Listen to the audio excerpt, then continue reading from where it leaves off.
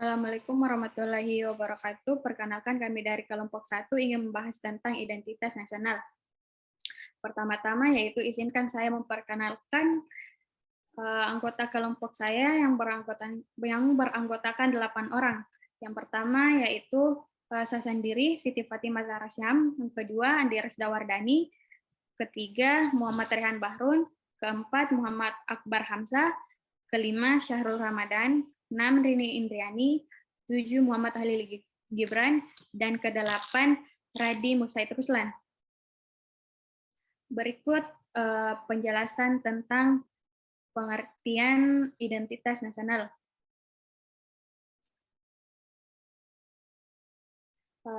Pengertian identitas nasional. Setiap negara memiliki identitas nasional masing-masing. Hal ini sama saja seperti manusia memiliki identitas yang berbeda setiap individunya. Identitas ini tentunya berguna untuk membedakan setiap negara. Identitas nasional merupakan suatu ciri yang dimiliki oleh suatu bangsa yang secara filosofi membedakan bangsa tersebut dengan bangsa lain. Identitas nasional bersifat buatan dan sekunder. Identitas suatu negara merupakan suatu hal sekunder karena identitas nasional hadir setelah identitas suatu bangsa mempunyai identitas yang berbeda-beda. Untuk memahami identitas nasional, yaitu terdapat istilah nati atau nation mulai dari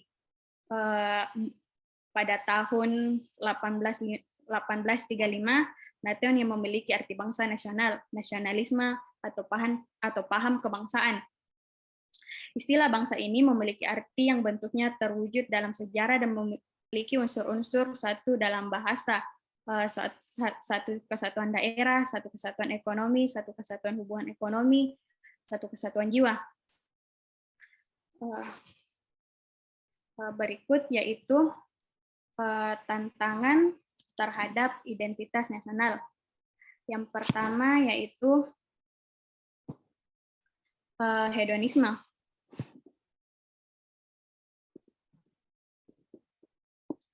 Hedonisme di sini berarti suatu pandangan hidup yang mengutamakan kesenangan dan kepuasan tersendiri.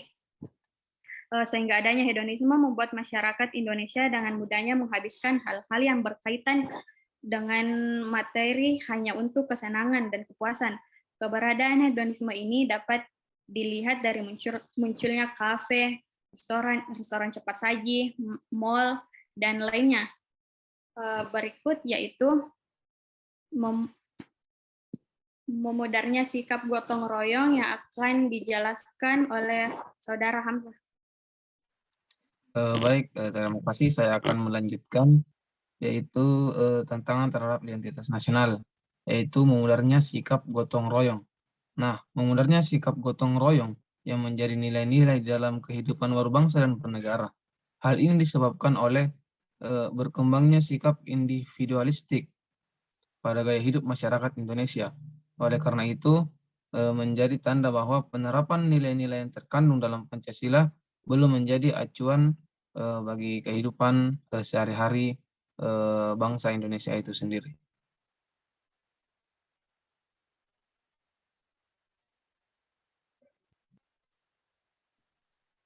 Yang ketiga yaitu memudarnya rasa nasionalisme yang akan dijelaskan oleh Saudari Rini. Baiklah, terima kasih atas kesempatan yang diberikan. Memudarnya rasa nasionalisme dan patriotisme. Contoh dari hal tersebut adalah masyarakat yang cenderung lebih bangga dan senang menggunakan produk luar negeri dibandingkan dengan produk nasional. Terlebih adanya dominasi produk luar negeri di pasar Indonesia seperti pakaian, makanan, dan teknologi. Lalu contoh lainnya adalah ketika seseorang lebih bangga terhadap budaya asing dibandingkan dengan budaya sendiri. Misalnya, penggunaan bahasa asing dalam kehidupan sehari-hari. Memang bahasa asing patut dan perlu dipelajari, namun bukan berarti selalu digunakan untuk berinteraksi sehari-hari. Bahasa Indonesia merupakan bahasa persatuan dan merupakan bahasa kesatuan Indonesia yang harus dijunjung tinggi oleh setiap warga negaranya. Mungkin hanya itu yang dapat saya sampaikan. Saya kembalikan ke moderator.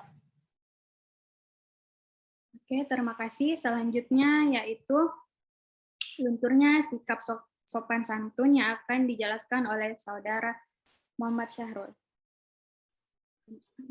Ramadan. Lunturnya sikap sopan santun. Banyak anak muda saat ini mempunyai sikap sopan santun yang sangat rendah, sebab adanya nilai keterbukaan dan kebebasan pada globalisasi membuat mereka bertindak sesuka hati.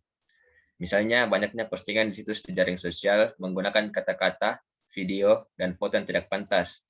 Akan tetapi banyak orang yang menyukainya. Mungkin sekian dari saya kembalikan kepada moderator. Ya, terima kasih. Terlepas dari tantangan terhadap identitas nasional, berikut yaitu upaya mempertahankan identitas nasional. Yang pertama yaitu mengembangkan nasionalisme yang akan dijelaskan oleh Saudara Radi. Dipersilakan. Baik, terima kasih atas kesempatan yang diberikan. Ada banyak sekali upaya yang bisa kita lakukan untuk mempertahankan identitas nasional. Salah satu upaya yang dapat kita lakukan, yakni mengembangkan sikap nasionalisme. Nasionalisme sendiri merupakan kecintaan terhadap tanah air sebagai bentuk dan upaya mempertahankan identitas nasional di era digital sekarang ini. Ada banyak sekali sikap yang bisa kita lakukan untuk mengembangkan sikap nasionalisme. Salah satunya ialah dengan sikap kecintaan terhadap produk dalam negeri. Sikap ini perlu dilakukan untuk menumbuhkan rasa cinta dan bangga terhadap produk dalam negeri. Selain itu, dengan kita menerapkan sikap ini, dapat membantu ekonomi bangsa ini untuk lebih maju. Mungkin itu dari saya kembalikan kepada moderator. Baik, terima kasih. Selanjutnya yaitu pendidikan nasionalisme saat dini yang akan dijelaskan oleh Saudari Rista. Dipersilakan. Baik, terima kasih kepada moderator. Pendidikan nasionalisme sejak dini. Pendidikan nasionalisme mempunyai peran yang sangat besar dalam pembentukan jati diri Indonesia. Pendidikan nasionalisme dilakukan atau ditanamkan sejak dini, misalnya dengan menanamkan budaya Indonesia kepada anak-anak, karena anak-anak merupakan aset suatu bangsa yang nantinya dapat memperkenalkan budaya seperti apa itu Indonesia kepada dunia luar. Sekian dari saya kembalikan kepada moderator.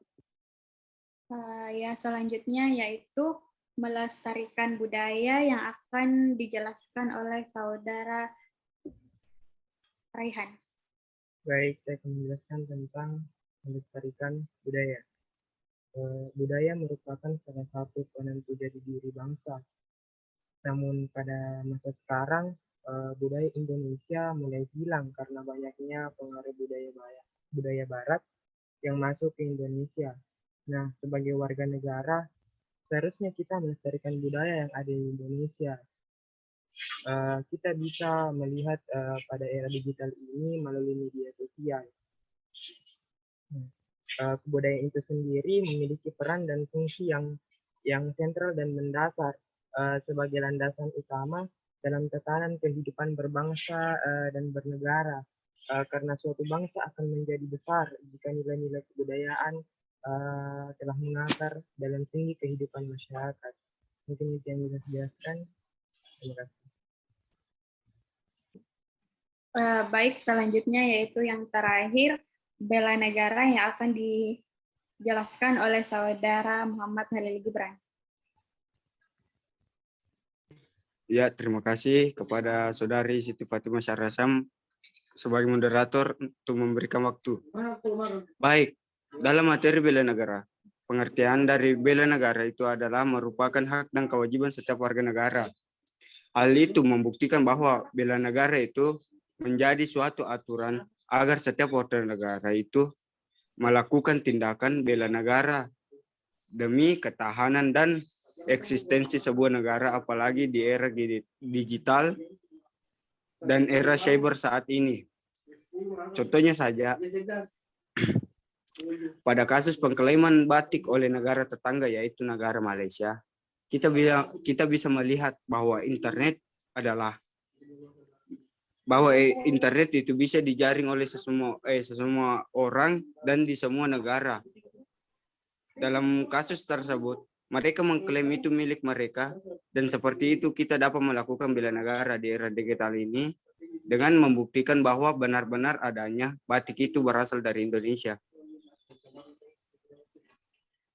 Ya, cukup sekian dari materi yang bisa saya sampaikan. Terima kasih. Itulah tadi penjelasan tentang identitas nasional, permasalahan serta upayanya. Kurang dan lebihnya mohon dimaafkan. Wabillahi taufiq wal hidayah. Wassalamualaikum warahmatullahi wabarakatuh. Waalaikumsalam warahmatullahi wabarakatuh.